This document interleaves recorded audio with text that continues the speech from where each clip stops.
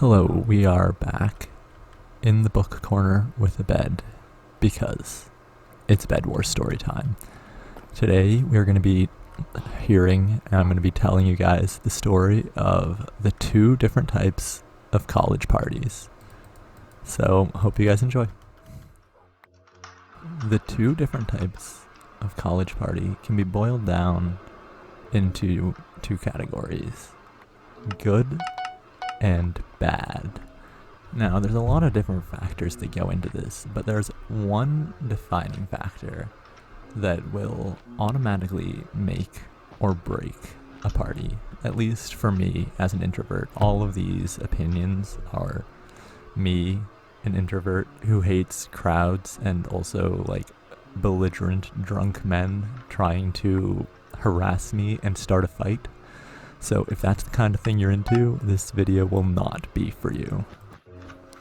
Anyhow, so the defining factor for what makes a good party is bodies per square foot, right?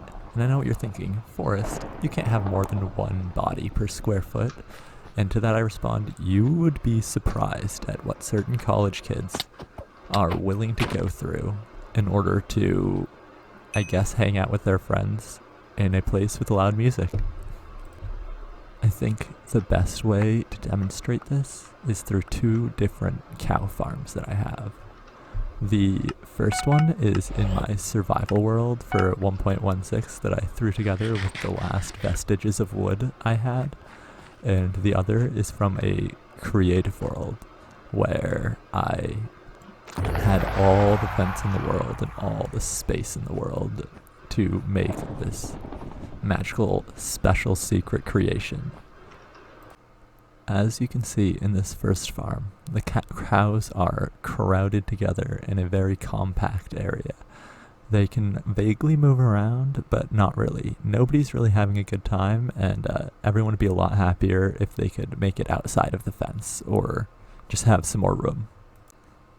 In the second one, you can see that there's probably around the same number of animals. I have some horses in this one too, get that diversity in.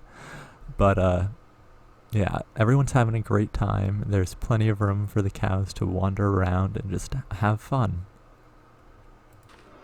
So, as you can imagine, you'd much rather be at the second cow pasture party than the first cow pasture party. Anyways, so the first party that I'm going to tell you guys about is going to be a number one cow pasture party. It was just crowded and not a good time. So, to preface this, the two worst places to go to a party at least at my college, were at frat houses and sports houses. These guys were just generally not great at throwing parties. They would always charge $5 for guys to go in, and I don't like paying for something I know I'm not going to enjoy. And they just never played great music, and just all around not good vibes, not good times. And worst of all, they were the absolute worst abusers of the number one cow pasture party, the crowded cow pastures. To start out the night, me and my friend met up with our other friends. There were three of us, and we went to our acquaintance's house for what's called a pregame. This is a very common occurrence before a party, is you always go to an acquaintance's house and you play games, like games where you throw balls into cups, games with cards, and all of this applies whether or not you're drinking, because we like our sober friends to have fun as well. These pre-games are generally my favorite part of any party, because as someone who doesn't like to get absolutely blackout drunk every time I go out, like just hanging out at a chill setting with just like a few friends and some acquaintances is much, much better than a crowded room full of strangers all crammed into a tiny room. So the party that we were going to eventually go to was run by a fraternity. Remember earlier when I was like, one of the bad parties to go to is usually run by a fraternity. Let's call them like Sigma Epsilon Pisces. So SEP, SEP. So the house that we were hanging out with at our friends at the pregame was like a few houses away from SEP.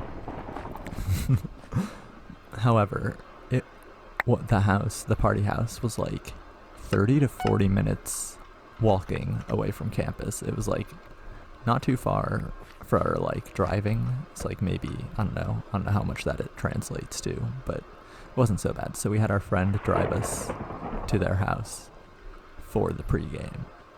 And after this, we just like take a nice leisurely 2-minute stroll to the party. However, when we get to the party and I pay my $5 begrudgingly, we make it inside. And we're not there for 5 minutes when me and my one friend look at each other and we're like, we do not want to be here. So what we do is we go outside and we go sit on this like stone wall just outside the house and just like hang out and talk and like people watch all the like rowdy drunk people, and we're just like having a grand old time.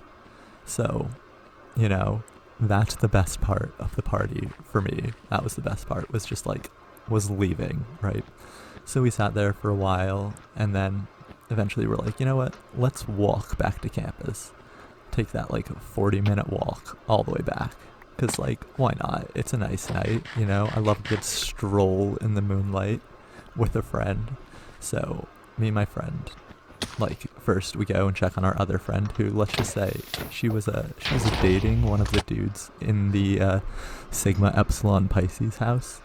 And so once we made sure that she was like chilling, having a good time, just like gonna be okay if we left, we started walking home. And on our way home, we were like closing some random mailboxes that were open. We were seeing all these like freshmen walking to the party from campus. Like, there was just so many people who were very dead set on getting to this party, which was already absolutely crowded. I think we were juniors at this point, so like we were absolutely baffled at the decision making of these youngsters. So yeah, we continue walking back and we're having like just fun conversations about like what happens after you die, and you know, just lighthearted fun conversations like that. And it was actually one of my favorite nights ever. It was like the biggest bonding moment between me and this friend. So like, even though it was an absolutely awful party, I had the time of my life. Now we're gonna transition into talking about a good party that I went to once. Only once. This was the only good party ever. No. Like, good parties are generally thrown by bands and, like, I guess you'd call them departments. Like, you know, the, like, math department or the chemistry department or the theater department or the writing department. Let's just say this party was thrown by the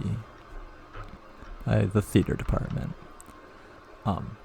So it's pretty obvious to understand why a band would throw a good party. You know, they've got like the live music that they're showcasing, and I just love live music. It's very cool. Like, it's just a fun experience. I think most music is better live, not like live shows posted on Spotify, like actually physically being there, watching them manipulate the instruments to make the sound. It's just a very, very cool experience. However, this one was thrown by a department, and I don't know why, but department parties are always just phenomenal. And I'm not talking about like school sponsored functions by a particular department. I'm talking about like maybe 3 or 4 random people who all happen to be in one department are living together in an apartment. Did I say that already? Probably. But they're all living together, and they decide, hey, let's throw a party and invite all of our friends from the theater department. And while I was not part of the theater department, I had a friend who had some plus ones or whatever to invite me.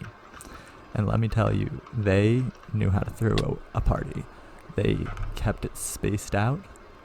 They were a number 2 Cowpasture party for sure. And yeah, they played great music, angsty 2000s and 90s music, my jam. It was just a good time. So, for this party, we did our pregame, because every party has a solid pregame, in one of our friends' dorm rooms, I guess. And we were just playing the games with the cups and the balls and the cards and whatever, like I mentioned earlier. It was a good time. And then this party was right near our dorm.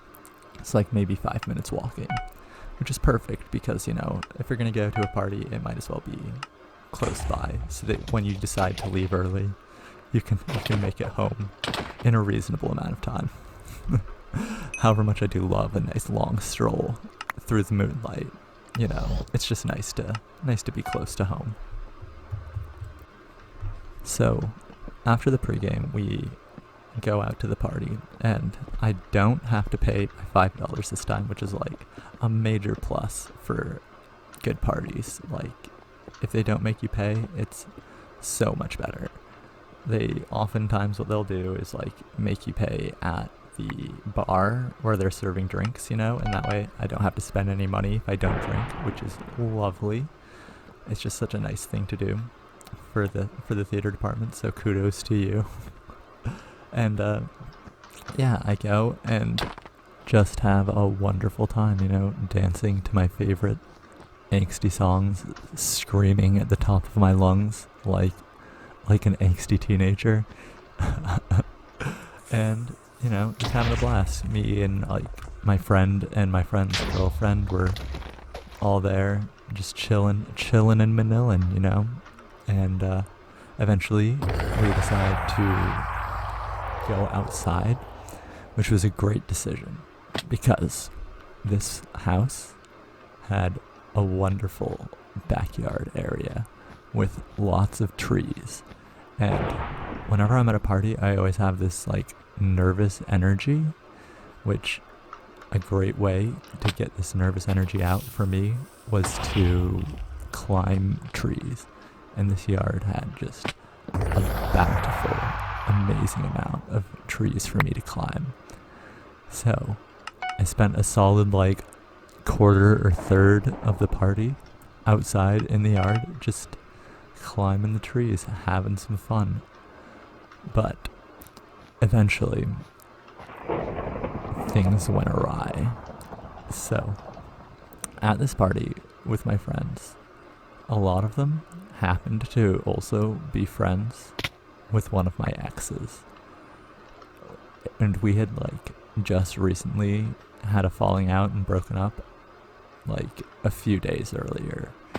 And this was the first time that we were seeing each other outside, and it just kind of ruined my night, it just made me sad, and I just did not have a good time after that. So the moral of the story is, it's not the party that defines whether or not you have a good time. It's the people that you're with. Alrighty, thanks for watching. Thanks for listening. If you liked this one, check out my first episode of Bed Wars Storytime, where I talk about what it's like to move to New York City. Alright, bye-bye.